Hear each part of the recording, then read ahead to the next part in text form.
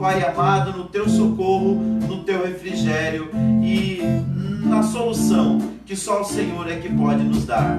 Oramos, ó Deus e Pai, pedindo que nesta noite o Senhor receba o nosso culto, nosso louvor e a nossa adoração. Que tudo que for feito aqui, Pai, seja para a honra, glória e louvor do Teu santo nome. Fala conosco, Senhor, nos louvores que serão entoados, mas fala conosco também na palavra que será ministrada. Que os nossos corações, ó Deus, sejam cheios da esperança que vem do Senhor, da esperança que só o Teu Espírito pode nos dar.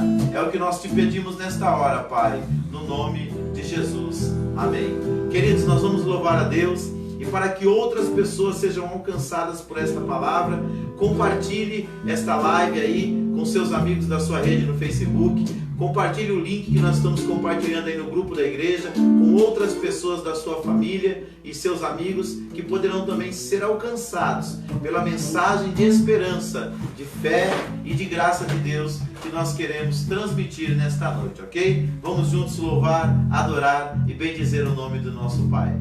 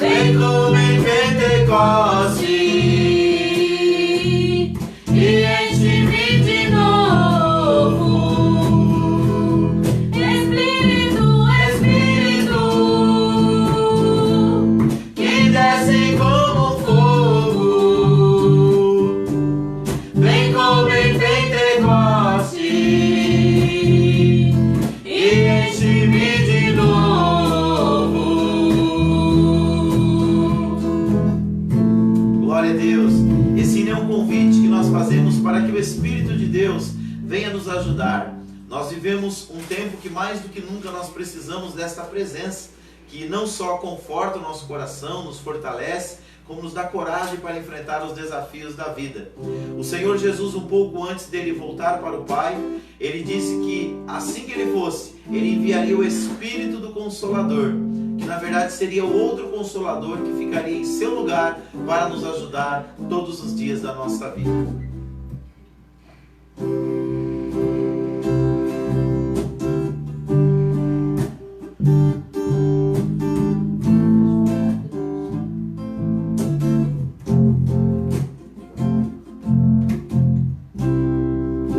A ti eu vou clamar, pois tudo vem de ti e tudo está em ti. Por ti vou caminhar, tu és a direção, o sol a me guiar. Tudo pode passar, teu amor jamais me deixará. Sempre há de existir um novo amanhã preparado pra mim, preparado pra mim.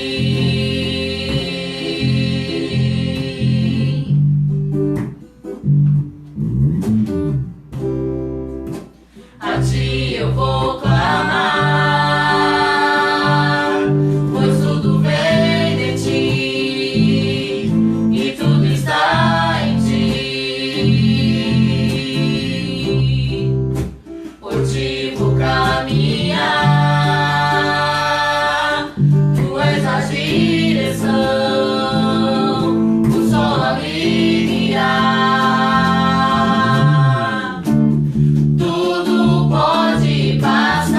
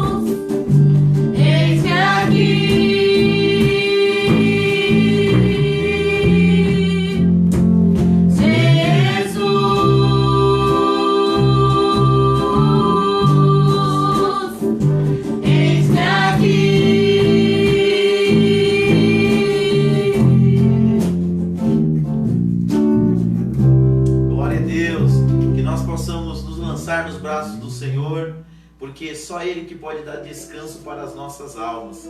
Quando nós estamos muito cansados fisicamente, a gente deita, a gente descansa, a gente dorme e a gente se recompõe. Mas quando emocionalmente, espiritualmente a gente não está bem, nós podemos descansar nos cuidados do Senhor, confiando na Sua palavra, buscando a Sua face através da oração. O apóstolo Pedro disse assim: lançando sobre Ele toda a vossa ansiedade, porque Ele tem cuidado de vós.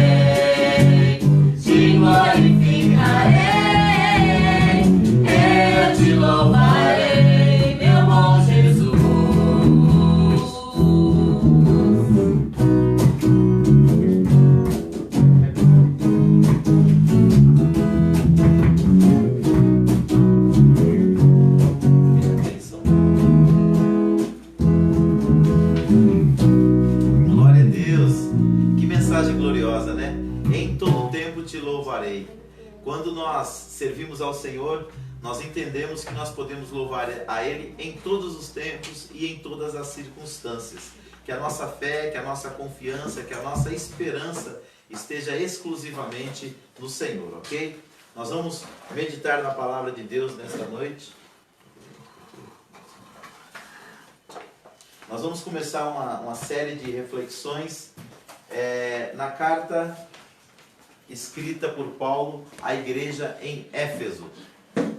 Carta de Paulo escrita aos Efésios. Nós vamos meditar hoje na lição de número 1. O tema da lição é a carta aos Efésios, saudação aos destinatários. Esse não está aqui, ó.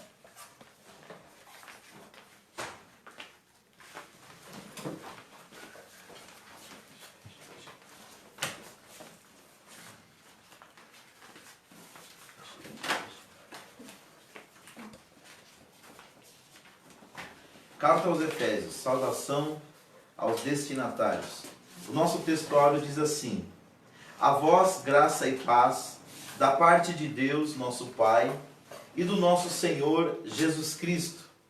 A verdade prática diz assim: a Epístola aos Efésios revela o propósito eterno de Deus para a Igreja de Cristo.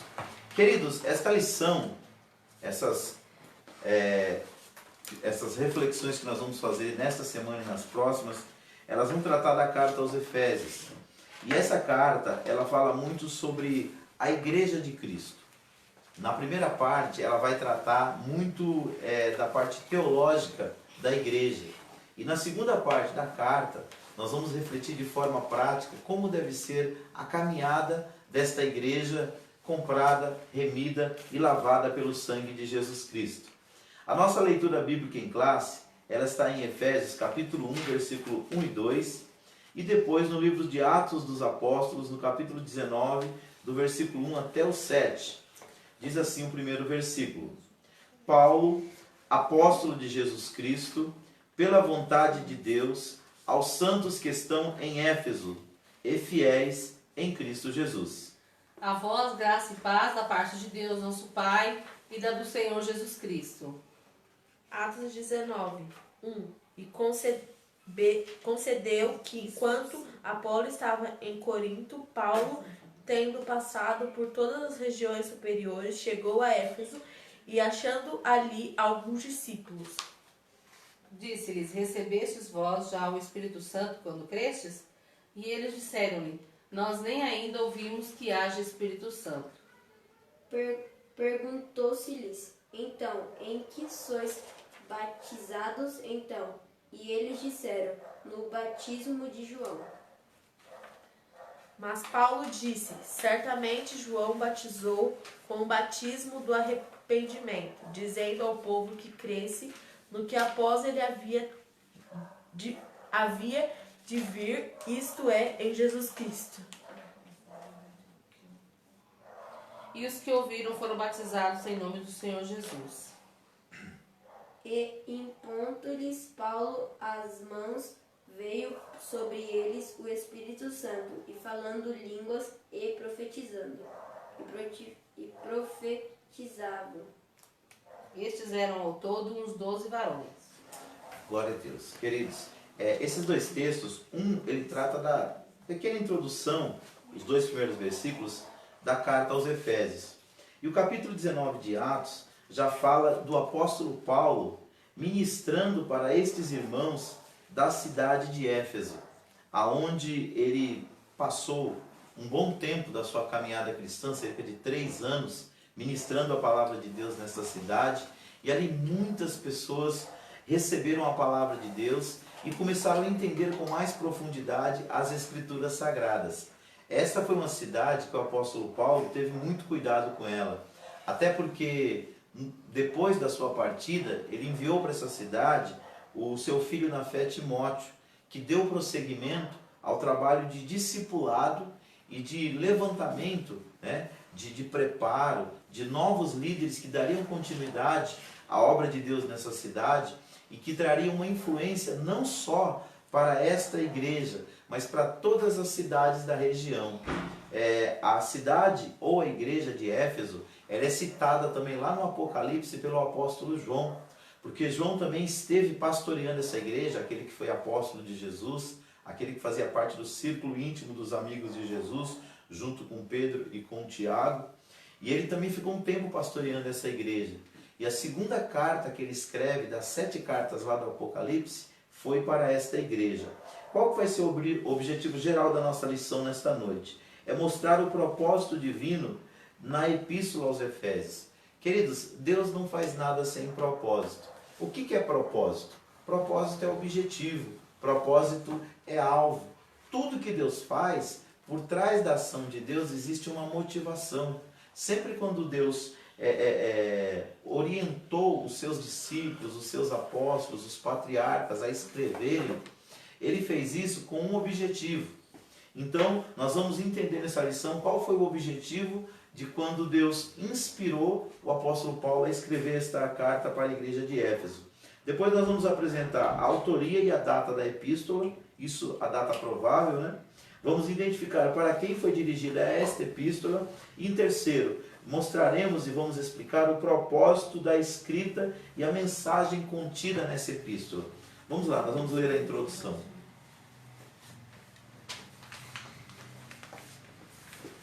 A Epístola aos Efésios é denominada de a coroa dos escritos de Paulo e ainda de a rainha das epístolas. Nela, o propósito eterno de Deus para a igreja está revelado por meio de Cristo Jesus. Nesta lição, estudaremos os aspectos introdutórios e as principais abordagens doutrinárias da epístola. Durante este estudo, o conteúdo da epístola deve nos levar à adoração a Deus e ao aperfeiçoamento de nossa vida cristã. Então vamos lá. Essa lição, irmãos, o comentarista dela é o pastor Douglas Batista. Ele é presidente do Conselho de Educação e Cultura da CGADB, que é a Convenção Geral das Assembleias de Deus. E ele é líder da Assembleia de Deus Missão lá no Distrito Federal. É uma pessoa bem preparada para nos instruir. Ele é doutor em teologia e licenciado em filosofia. Que o Senhor ilumine a nossa mente para que a gente possa reter aquilo que esse comentarista tenta nos trazer. Quando nós olhamos para essa epístola, ela é chamada de a coroa dos escritos de Paulo e a rainha das epístolas. Por quê? Por causa do conteúdo dela. Ela tem um conteúdo doutrinário muito profundo sobre como deve ser a igreja, como deve ser o comportamento dos líderes cristãos. Eu percebo que hoje, muitas das vezes, nós como cristãos, nós erramos por não conhecer as Escrituras. Aí você pode falar, mas pastor, hoje tem tanta facilidade para as pessoas lerem a Bíblia, existe tanta facilidade para as pessoas conhecerem as Escrituras, são poucas as pessoas cristãs que não têm um aplicativo das Escrituras Sagradas no seu próprio celular. Só que mesmo a gente tendo tanta facilidade, nunca nós tivemos tanta concorrência também. Porque na mesma proporção que nós temos facilidade de ler a Bíblia, nós temos facilidade para outras coisas. E essas outras coisas concorrem. Se nós não colocarmos um propósito, nós dificilmente vamos ler as Escrituras. Nós que somos líderes, então, nós temos uma outra dificuldade, porque além de todos os nossos afazeres do dia a dia, nós temos os afazeres com a obra de Deus. Então nós precisamos meditar nas Escrituras, primeiro lê-la, depois meditar nela, terceiro interpretá-la e depois aplicá-la na nossa vida e também para a vida da igreja. Aqui nós vamos ver os aspectos introdutórios e as principais abordagens doutrinárias dessa epístola. Então, em Efésios, nessa carta, o ponto central, aqui na carta aos Efésios, Jesus Cristo ele é o cabeça da igreja e a igreja é o seu corpo. O que nós vamos entender? Aquele que deve guiar e orientar as decisões da igreja é o próprio Cristo. Tudo aquilo que nós fazemos deve estar baseado ou centrado naquilo que ele fez, naquilo que ele viveu e naquilo que ele ensinou. E o que significa dizer que a igreja é o corpo de Jesus Cristo? Autoria. Conforme o costume da época, o autor inicia a carta declarando sua identidade. Paulo, apóstolo de Jesus Cristo. O livro de Atos menciona que ele se chamava Saulo, nome hebraico, mas que também era conhecido como Paulo. Em hebraico, Saulo significa solicitado, provavelmente uma homenagem a Saul, o primeiro rei de Israel que pertencia à mesma tribo do apóstolo. Já Paulo significa pequeno, era o seu nome romano. 2. A assinatura apostólica. Nas 13 cartas de sua autoria, o apóstolo se identifica como Paulo, nunca como Saulo, provavelmente por considerar o nome mais apropriado para evangelizar o mundo gentílico. Outro detalhe relevante é a reivindicação de sua autoridade apostólica com a ressalva pela vontade de Deus, isto é, não escolhido por homens. 3. Uma epístola da prisão. A epístola foi escrita no período em que Paulo se encontrava preso em Roma. Ele se identifica como prisioneiro de Jesus Cristo, o preso do Senhor e o embaixador em cadeias. Isso indica que era uma carta enviada do cárcere. Por essa razão, ela integra o rol das epístolas da prisão redigidas aos Efésios, aos Filipenses, aos Colossenses e a Filemon. 4. Data.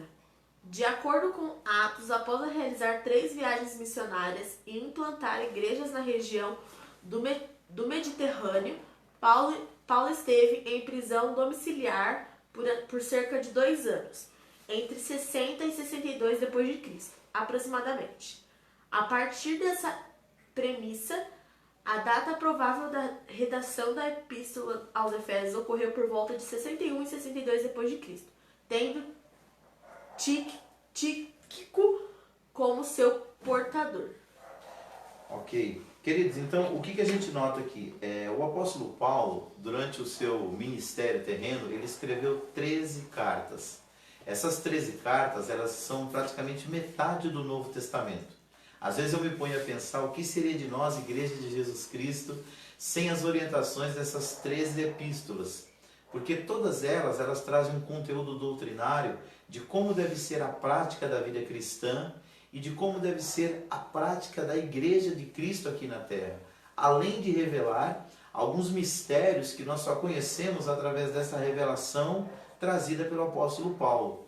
E nessa carta nós temos a revelação bem clara que Cristo é o cabeça da igreja e que a igreja é o seu corpo que atua aqui na terra. Então, isso torna essa carta um tanto importante. Outra coisa, quando Paulo escreve na sua saudação, ele escreve como Paulo, apóstolo de Jesus Cristo. Só para nós entendermos, o apóstolo, nos tempos de Jesus, era como se fosse um embaixador, era o representante de um reino ou de um governo. E ele ia sempre com uma mensagem para as outras pessoas ou para as outras nações. Quando Paulo se coloca como apóstolo do Senhor Jesus, é como se ele estivesse dizendo: eu sou o embaixador do Senhor Jesus Cristo. Então, quando nós olhamos para a figura do apóstolo Paulo, nós vemos que o cristianismo não seria o que é hoje sem a figura deste homem. Nós podemos chamar Paulo de o maior missionário de todos os tempos. Mesmo com todas as dificuldades daquela época, não tinha transporte como tem hoje, através das vias férreas, não tinha os automóveis, não tinha os aviões. Todo o trajeto que era feito naquela época, ou era a pé, ou era em carroças, ou em cavalos, ou camelos, ou através de navios. Então, viagem que hoje nós fazemos, por exemplo, em horas, naquela época demorava dias e algumas até meses. Mesmo assim, Paulo fez 3 grandes viagens missionárias e percorreu uma quilometragem muito extensa, com um único objetivo no coração: ser o apóstolo de Jesus, ser o embaixador do reino de Deus, levar a mensagem de salvação e de esperança para as pessoas perdidas. E aqui nós entendemos, algumas pessoas dizem que Saulo foi transformado em Paulo. Tem até um hino da harpa cristã que fala isso. Só que os 2 nomes, na verdade, é como se fosse o nome Davi, aqui no português, e o nome David, lá para os ingleses. É o mesmo nome, é a mesma palavra, é a mesma expressão. É como se fosse o José no português e o John no inglês. É a mesma expressão. Só que a palavra Saulo, ela é de origem hebraica. E a palavra Paulo, que significa pequeno, era o seu nome romano, porque ele tinha essa dupla cidadania por causa do seu pai. Então, só que depois que ele se converte, ele passa a usar mais o seu nome, Paulo, do que o nome Saulo, ok? Só para nós entendermos um pouquinho aí, porque a Bíblia chama ele tanto de Saulo como de Paulo. É interessante perceber que a partir do momento que ele tem um encontro pessoal com Jesus, ele mesmo quase não usa mais a expressão Saulo. Até hoje a gente não consegue entender com profundidade o motivo disso, mas a gente percebe que quando ele usa o nome Paulo, o significado do nome é pequeno. Talvez seja por essa identificação que ele tinha com esse significado do seu nome. Porque até ele encontrar com Jesus, em Atos capítulo 9, ele se considerava um grande homem. Ele tinha muito estudo, ele tinha aprendido aos pés de um dos melhores mestres da sua época, que era Gamaliel. Como diz na expressão popular, Paulo se achava, né? Saulo se achava. Mas no dia que ele tem um encontro com Jesus, a vida dele muda radicalmente. E Jesus mostra para ele que ele serviria muito a Deus, ele seria um verdadeiro servo. Então ele passa a se identificar em todas as cartas, assinando com o seu nome, não mais o seu nome hebraico, mas o seu nome romano Paulo, que significa pequeno. Outra coisa interessante aqui é que o apóstolo Paulo, todas as vezes que ele enviava uma carta, ele assinava de próprio punho. Por quê? Só para você entender, naquela época não eram todas as pessoas que tinham assim a capacidade de escrever. Não que Paulo não soubesse escrever, mas havia as pessoas chamadas amanuenses, que eram aqueles que escreviam as cartas. Então, toda pessoa importante, ele tinha um amanuense, que era uma pessoa que escrevia as cartas para ele, e no final ele só assinava. Então sempre Paulo dizia assim: Paulo, apóstolo de Jesus Cristo, Paulo segundo a vontade de Deus. Ele colocava o nome dele na carta, mas quem escrevia a carta era outra pessoa, porque ele ditava essa carta para a pessoa. Geralmente pessoas que tinham a caligrafia mais bonita, pessoas que tinham mais dedicavam a vida a isso. Era isso que a Bíblia chama de escriba. Eram pessoas que estudavam a lei com profundidade, mas que também eram pessoas amanuenses, que escreviam textos para outras pessoas. Outra coisa interessante aqui dentro dessa introdução é nós notarmos de onde que Paulo escreveu essa carta. Essa carta, junto com as epístolas de Filemão, Colossenses e Filipenses, foram epístolas chamadas de cartas da prisão. Por quê? Quando Paulo escreveu essas cartas, ele estava dentro da cadeia. Não porque ele era um homem perigoso no sentido de terrorismo, no sentido de fazer o mal para alguém. Como ele pregava o evangelho, o Império Romano considerava ele um perigo para o Império. Porque os imperadores, eles se consideravam verdadeiros deuses. E a igreja, queridos, ela nunca foi perseguida por adorar a Jesus. A igreja sempre foi perseguida por adorar somente a Jesus. Então, quando os discípulos e os apóstolos de Jesus eram confrontados para eles abandonar a adoração a Jesus ou se prostrar diante dos imperadores como se eles fossem deuses, pois assim eles queriam ser tratados, eles não aceitavam tomar essa atitude. E por isso, como o apóstolo Paulo, eles eram presos, certo? Então, essa epístola é chamada Epístola da Prisão. E mesmo sendo uma epístola da prisão, ela traz um conteúdo muito profundo. Se você ler o capítulo 6 de Efésios, você vai ver Paulo falando sobre a batalha espiritual. Mesmo dentro do cárcere, Paulo vivia uma verdadeira guerra. Por quê? Ele era um homem de Deus, ele estava a favor da verdade, ele estava proclamando o evangelho de Jesus Cristo e ele estava preso. Imagina o conflito que ele vivia, não só com seu eu, mas também com o próprio inimigo, que o oprimia e muitas vezes poderia lançar isso no rosto dele. Para pensar, você que é um servo de Deus, a gente sempre se questiona quando nós, servindo a Deus, nós passamos por dificuldades. Mas que a gente entenda como o apóstolo Paulo, nós vivemos uma verdadeira batalha. Não só uma batalha no sentido físico, mas uma batalha também no sentido espiritual. Que nessa batalha você não se renda e não abra mão dos valores do reino de Deus na sua vida. E como Paulo escreveu da prisão, e a época que Paulo esteve preso foi por volta aí do ano 60 a 62 depois de Cristo, provavelmente é nesta época que ele escreveu a sua epístola, ok? Aos Efésios. Vamos ver aqui o segundo ponto, os destinatários. A cidade de Éfeso, fundada por volta de 1050 a.C., tornou-se um centro político, comercial e religioso da Ásia Menor, atual país da Turquia. Era uma cidade litorânea cujo porto desaguava no mar Egeu. Sua rua principal era pavimentada em mármore, com colunas trabalhadas em ambos os lados. Era considerada uma metrópole com cerca de 500 mil habitantes. Tinha o maior anfiteatro do mundo, com capacidade para 25 mil espectadores. Próximo dali ficava o estádio, com a pista de corridas e a arena, onde ocorriam as lutas entre animais selvagens, como também entre homens e animais. A religiosidade em Éfeso. A cidade abrigava o templo de Ártemis, Diana, a deusa da fertilidade, construído em mármore. A economia da cidade dependia dos milhares de turistas que a visitavam. Sua maior fonte de renda era o comércio de nichos de prata vendidos no templo, razão pela qual seus moradores ficaram alarmados com a pregação de Paulo contra a idolatria. A igreja de Éfeso. Paulo evangelizou a cidade e seus arredores durante 3 anos.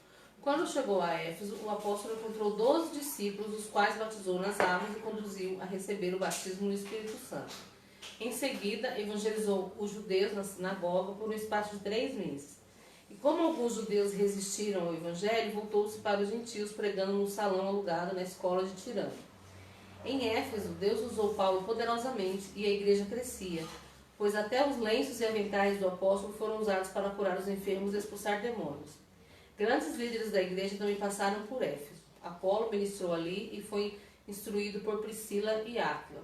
Timóteo também foi designado para pastorear na cidade. E o segundo, Irineu, bispo grego do 1º século, o apóstolo João, também liderou a igreja. A saudação epistolar. A saudação é a mais breve dentre todos os escritos de Paulo. Ele se dirige aos santos e fiéis em Cristo Jesus. Isto é, aqueles que foram separados e consagrados para ser a propriedade exclusiva de Deus. Paulo os cumprimenta com as palavras graça e paz, uma expressão que lembra o favor gratuito e imerecido de Deus. Quanto aos destinatários, a maioria dos intérpretes considera que a epístola era uma carta circular, destinada aos cristãos de maioria gentílica das muitas igrejas da Ásia, provenientes de Éfeso, a metrópole mais importante daquela região. Queridos, o apóstolo Paulo, ele foi chamado de apóstolo dos gentios. Por quê? Paulo sempre, quando ele chegava numa cidade, era a estratégia dele, primeiro ir pregar na sinagoga. Porque o povo de Israel, por ter ficado muitos anos espalhados em vários países que não era o país de Israel, durante a época do cativeiro e o pós-cativeiro, eles fundaram as suas igrejas, que eram chamadas de sinagogas. E até hoje existe, como existe no Brasil, em vários cantos do mundo. Então, na sinagoga é onde o judeu aprende não só a lei de Deus, mas ele também aprende a conservar a sua cultura, a sua herança cultural. Então, para o judeu, a sinagoga ele é um ponto não só espiritual, como é um ponto social e cultural. Ali ele guarda a sua cultura, ali ele preserva muitos dos costumes que ele aprendeu dos seus pais e ali ele aprende sobre Deus. Então, o apóstolo Paulo, quando ele deixa de usar a expressão Saulo no seu nome e começa a usar mais o apóstolo Paulo, muitas das vezes é para se identificar com o mundo gentílico. Porque quando ele chega na sinagoga, geralmente ele começava pela sinagoga pregando para os judeus, mas logo em seguida ele ia para os gentios. E o próprio Deus disse que a chamada dele era essa. Lá no capítulo 9, no versículo de número 15 de Atos, a Bíblia diz que ele seria um homem chamado para pregar para as nações. Então ele não pregou só para os judeus, ele enfatizou muito a salvação para o povo gentílico. Tanto que na carta aos Efésios ele fala sobre esse mistério de Deus, onde ele une dois povos, judeus e gentios, num terceiro povo, que é o povo chamado igreja. Então o apóstolo Paulo, quando ele escreve essa carta à cidade de Éfeso, essa cidade, como está aqui bem colocado pelo nosso comentarista, ela é um centro político, comercial e religioso da Ásia Menor, que hoje é a região que nós conhecemos como Turquia. Então, era uma região que ela era banhada pelo mar Egeu e muito pavimentada, era uma cidade linda, mas também muito idólatra. Digamos que a cidade de Éfeso poderia ser comparada a uma grande cidade como São Paulo, uma grande cidade como Rio de Janeiro, uma grande cidade como Recife, como Salvador. São cidades que elas podemos chamar de cidades cosmopolitanas, porque ela tem um pouco da cultura de todo mundo. Geralmente essas cidades grandes, elas para ali afluem pessoas de diversas culturas, etnias, de várias religiosidades. Então, esses locais Paulo sempre escolhia para pregar, porque acabava se tornando um centro estratégico para ele ministrar o Evangelho. Pensa, se você começa a pregar em um país, em uma cidade, digamos assim, não menosprezando a cidade, mas em uma cidade pequena, em uma cidade lá do interior, a possibilidade de você alcançar milhares de pessoas é pequena. Agora, numa cidade grande, todos os recursos são maiores e melhores. Tudo aquilo que se faz ali se difunde com mais facilidade, porque para aquele local se afluem as pessoas. Então o apóstolo Paulo, ele sempre foi muito estratégico quando ele estava pregando o evangelho. E nós, como cristãos, devemos ter esse mesmo pensamento. Nós precisamos nos mover de forma estratégica para que a gente possa pregar o evangelho do reino de Deus. Aqui nós vemos também que a religiosidade em Éfeso, ela era muito centrada no templo à deusa Diana, conhecida como Ártemis. E essa deusa, infelizmente, o culto a ela era muito promíscuo. Existia ali dentro desse templo prostitutas cultuais. O que eram essas pessoas? Eram pessoas que eram consideradas sacerdotisas de Diana e mulheres que trariam fertilidade para as pessoas que se relacionassem com elas. Você imagina, dentro do culto a Diana havia muita promiscuidade. E o apóstolo Paulo, quando começa a pregar nessa cidade e as pessoas começam a se converter, ele começa a ser grandemente perseguido, justamente por causa disso. Porque quando ele ataca a idolatria não era só marca religiosa daquela cidade, mas era também um ponto de comercial. A idolatria gerava muito comércio para aquela nação, para aquela cidade, melhor dizendo, por causa da venda de tudo que estava ligado à deusa Diana. Em terceiro lugar, a igreja de Éfeso. Paulo evangelizou essa cidade e seus arredores durante cerca de 3 anos, está lá em Atos 20 e 31. E quando ele chegou a Éfeso, o apóstolo encontrou 12 discípulos, os quais eram batizados nas águas, mas ainda não conheciam o batismo com o Espírito Santo. Deixa eu explicar uma coisa para você. Quando você aceita Cristo, você é selado. O Espírito Santo vem morar em você, vem habitar em você. Você se torna templo de Deus. Só que existe uma segunda promessa. A Bíblia fala lá em Mateus capítulo 3, versículo 11, usando João Batista, que o Senhor nos batizaria com o Espírito Santo e com fogo. Então é uma segunda promessa. Em Cristo Jesus, quando nós aceitamos a fé, o Espírito Santo vem morar em nós. É uma primeira bênção. Mas em segundo lugar, Deus quer nos batizar com o Espírito Santo. O que é o batismo com o Espírito Santo? A Bíblia chama de revestimento. E nesse revestimento, nós passamos a falar em novas línguas, que é a evidência inicial do batismo com o Espírito Santo. Está lá em Atos capítulo 2, do versículo 1 ao 4. E foi essa experiência que esses 12 cristãos na cidade de Éfeso tiveram. Eles passaram a falar em novas línguas e assim o Espírito Santo se manifestou na vida deles de tal maneira que eles agora, cheios do Espírito, puderam evangelizar a sua região. E eu concluo aqui esse tópico falando sobre a saudação de Paulo. Paulo chama os cristãos dessa igreja de santos e fiéis em Cristo. Queridos, quando você aceita Jesus, você deixa de ser um simples pecador para você se tornar em Jesus uma pessoa santa. Não é que você vai se tornar uma pessoa perfeita, mas você vai se tornar uma pessoa santificada pelo poder e pela presença do Espírito Santo. E você se torna também uma pessoa diante de Deus fiel. Não por causa da sua fidelidade humana, mas por causa do pacto que você passa a ter com Cristo, da conexão que você passa a ter com Deus. E aí fala também do nosso comportamento de santidade que vai nos levar cada dia para mais perto do Senhor. Outra coisa, na sua saudação ele usa 2 expressões. Ele fala da graça e ele fala da paz. Por que da graça? A graça é o favor imerecido de Deus. O que é justiça? Justiça é Deus dar para cada um de nós aquilo que a gente merece. O que é graça? É Deus nos conceder aquilo que nós não merecemos, mas recebemos através da vida do seu Filho. E o que é essa paz? A Bíblia diz que o homem sem Deus, por causa dos seus pecados, ele está separado, ele está com seu relacionamento rompido com Deus. Mas quando ele se arrepende, a paz de Deus que excede todo entendimento, cria uma conexão entre este homem e o seu Deus. Então é isso que nós propomos para as pessoas. Paz em 3 sentidos. Quando o homem aceita Cristo, primeiro, ele tem paz consigo mesmo.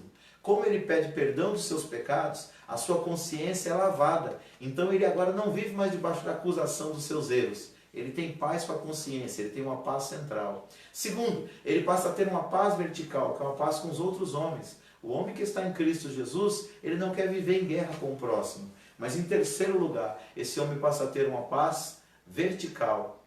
Ele tem uma paz central consigo mesmo, uma paz horizontal com os outros homens e uma paz vertical com Deus, ok? Essa é a proposta de Paulo quando ele sauda os cristãos de Éfeso com a graça e com a paz. Vamos para o terceiro e último tópico dessa lição, que é o propósito e a mensagem.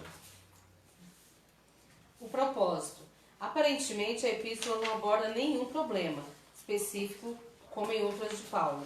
Porém, nos capítulos iniciais da carta, percebemos algumas ênfases que sinalizam a solução de certas questões. Por exemplo, havia novos convertidos que vinham do mundo helênico e praticavam religiões de mistérios e magia, mas que agora se reuniam com os santos de Éfeso. Não por acaso o apóstolo Paulo mostra àqueles crentes que Cristo está no controle do universo inteiro. Também é possível perceber outro tipo de ênfase do apóstolo. O passado daqueles cristãos era marcado pela imoralidade de bebedeiras, mas uma vez salvos pela graça, eles deveriam adotar um novo estilo de vida em Cristo. Destaca-se ainda uma preocupação com a unidade e a paz entre judeus e gentios cristãos, enfatizadas pelo plano universal da redenção para ambos. Sob essas premissas, então, podemos considerar que uma das intenções do autor aos Efésios era de atender às múltiplas necessidades da igreja numa perspectiva pastoral. Por isso, a carta é apontada por estudiosos como um tratado teológico sobre a igreja, o corpo de Cristo. A mensagem. A mensagem de Efésios gira em torno de duas temáticas: Jesus Cristo, a cabeça, a igreja, o corpo. Assim, podemos classificar os desdobramentos desses assuntos nos seguintes eixos temáticos: a consumação do plano eterno de Deus na pessoa de Jesus Cristo, a atuação do Espírito Santo como penhor da experiência de salvação, a reconciliação dos povos por intermédio da cruz de Cristo, a revelação do mistério da vontade de Deus por obra do Espírito Santo, um novo estilo de vida baseado na unidade, na comunhão com o Espírito, na frutificação, na adoração e na intercessão no Espírito, os novos relacionamentos conjugais e a luta contra o diabo. Portanto, a epístola contém uma combinação de doutrina, fé e prática da vida cristã, ou seja, de tudo quanto Deus fez e do que se espera que a igreja faça. Vamos lá. Primeiro, para nós entendermos o propósito e a mensagem dessa epístola. Vamos começar pelo propósito, que é o ponto 1. Então, essa epístola, irmãos, diferente de outras, se você ler outras cartas do apóstolo Paulo, as outras 12, muitas delas são escritas para resolver problemas. Por exemplo, a carta aos Coríntios.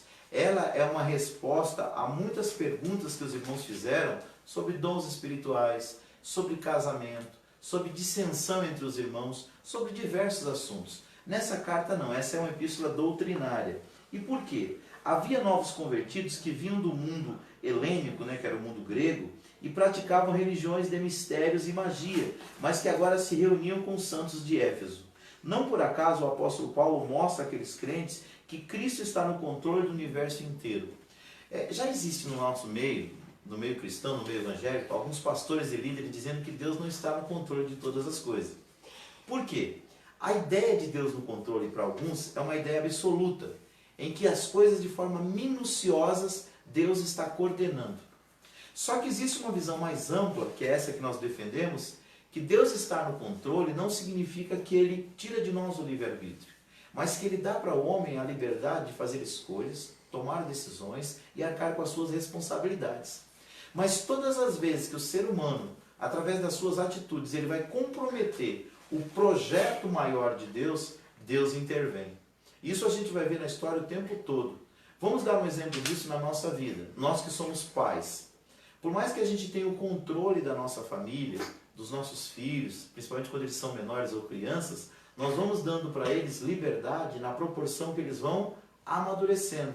Mas sempre que necessário a gente intervém. É assim que Deus age com o seu povo. Então dizer que Deus está no controle é dizer que Deus sabe de todas as coisas, Deus está vendo todas as coisas, só que Deus tem duas vontades. Ele tem uma vontade que é diretiva ou perfeita. É aquilo que Deus estabeleceu, é aquilo que Deus quer, é aquilo que Ele vai fazer, independente do que o homem está fazendo ou querendo.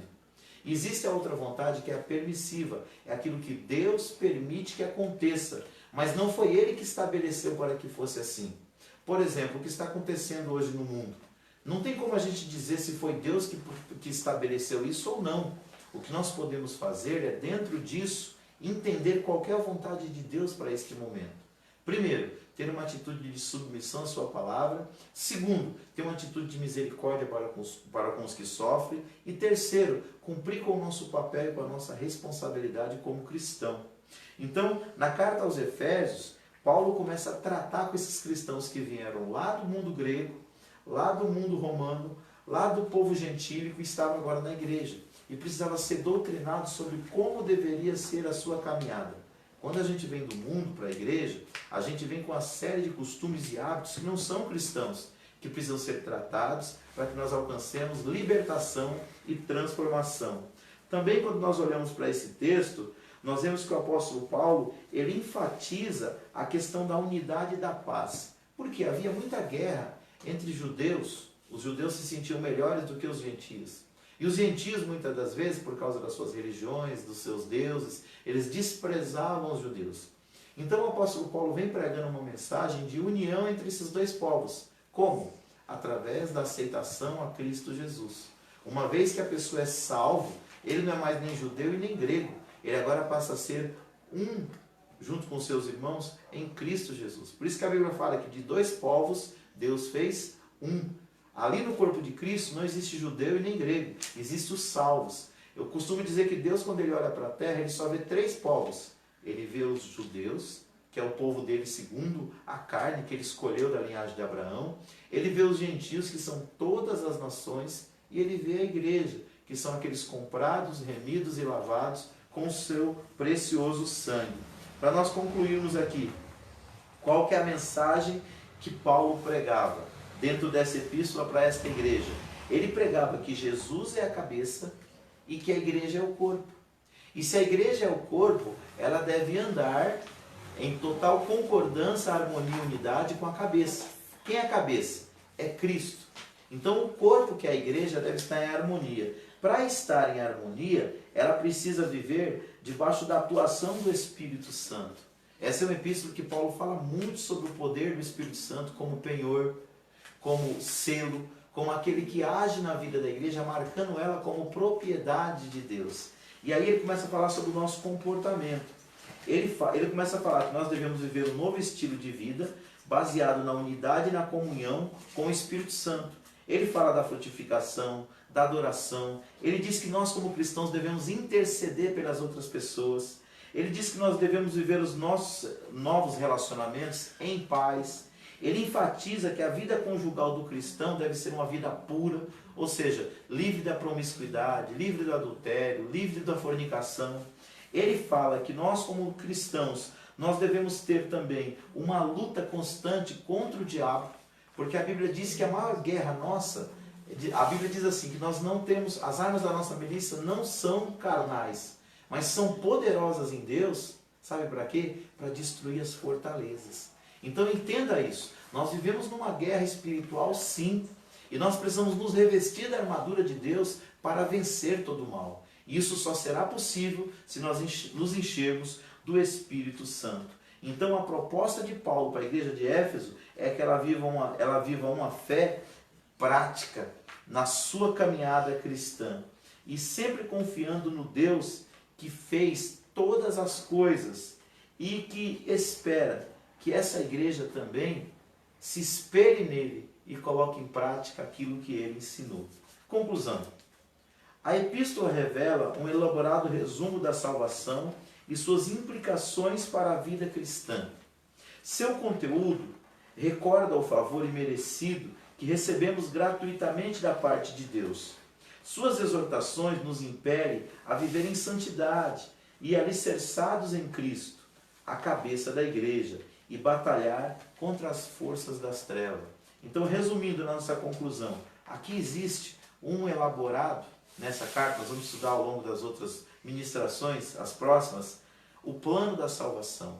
A importância de você ter um encontro pessoal com Jesus, para você ser selado pelo Espírito Santo, para você se tornar morada de Deus.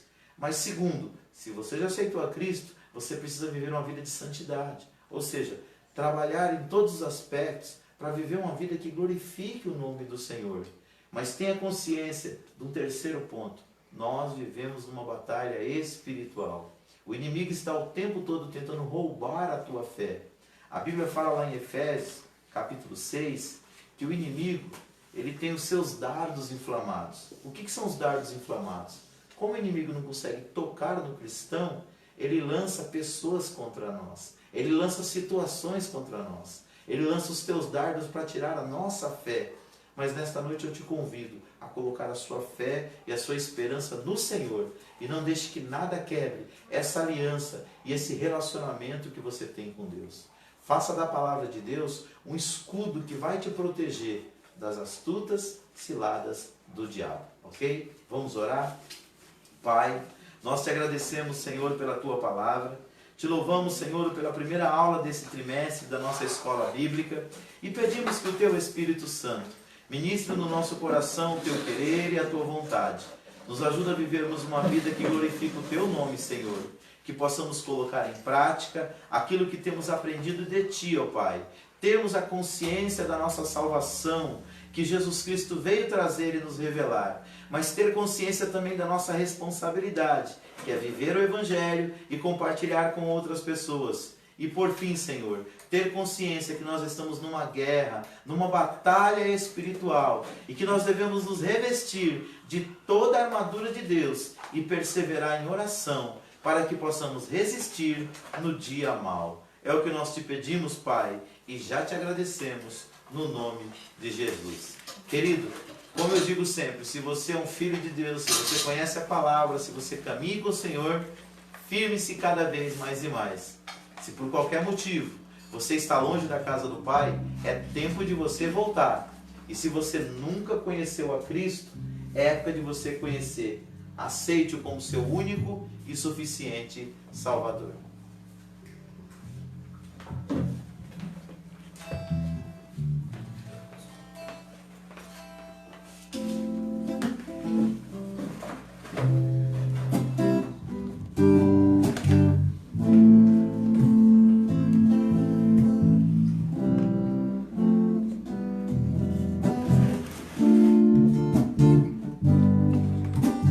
Sonda-me, Senhor, e me conhece.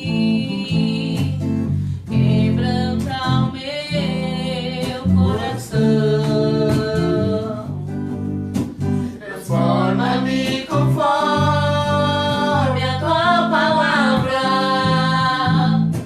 e enche-me até que em mim se ache só a ti. Então usa-me, Senhor, usa-me como um farol que brilha à noite, como ponte sobre as águas, como abrigo no deserto, como flecha que acerto ao meu. Quero ser usado da maneira que te agrada, em qualquer hora e em qualquer lugar. Eis aqui a minha vida, usa-me, Senhor, usa-me, sonda-me, quebranta-me, transforma-me, enche-me e usa-me, sonda-me, quebranta-me, transforma-me, enche-me e usa-me, Senhor, e usa-me, Senhor. Glória a Deus. Esse hino me fez lembrar de Atos capítulo 1, versículo 8. A Bíblia diz que os discípulos de Jesus, palavras do próprio Cristo, receberiam a virtude do Espírito Santo que haveria de vir sobre eles. E eles seriam testemunhas, tanto em Jerusalém, como na Judéia, Samaria e até os confins da terra. Esta é a promessa de Deus, queridos. Paulo, na carta aos Efésios, ele falou sobre isso, que nós somos selados pelo Espírito. Nós passamos a ter o Espírito Santo morando em nós. E qual que é o objetivo? Qual que é o propósito divino nisso? É fazer de nós testemunhas do seu reino.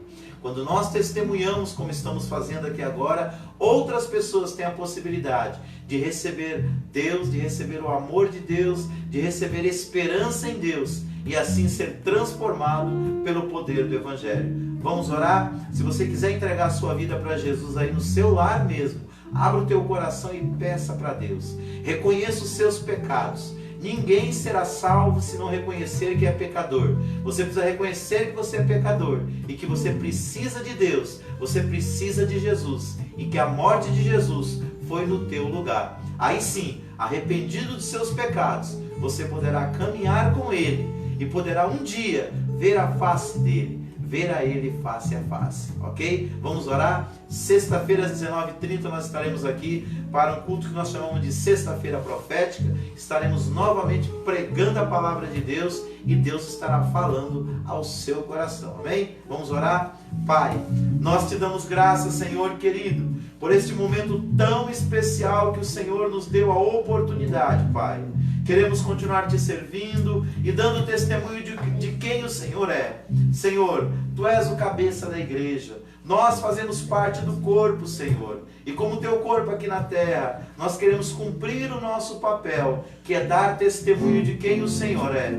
Nos use como uma ponte, Pai. Nos use como um farol que ilumina o caminho dos homens até o Senhor. Nos usa, Pai, para levarmos outras vidas a Ti.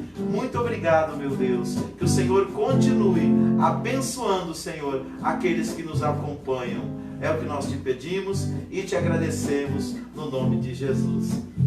Hoje eu estava lá no meu trabalho pela manhã e tem uma colega de trabalho, ela está vendo os nossos cultos pelo Facebook. Aí o netinho dela estava com ela deitado. Aí ela falou assim para ele: Paulinho, vamos ver alguma coisa boa? Aí lá eles me chamam de Santana no trabalho, né? Ela falou: vamos ver o teu amigo Santana fazer o culto? Eu fiquei muito feliz. É Deus falando ao coração de outras pessoas que nesse momento não podem ir na igreja. Amém? Então compartilhe essa live para que outras pessoas possam ouvir também a palavra de Deus e serem abençoados. Faça assim com as suas mãos. Que o grande amor de Deus, nosso Pai, a maravilhosa graça de Jesus Cristo, seu Filho, e a doce consolação do querido Espírito Santo seja com cada um de vós, não só agora, mas para todos sempre. Todos digam amém. Vamos aplaudir o Senhor. Glória a Deus.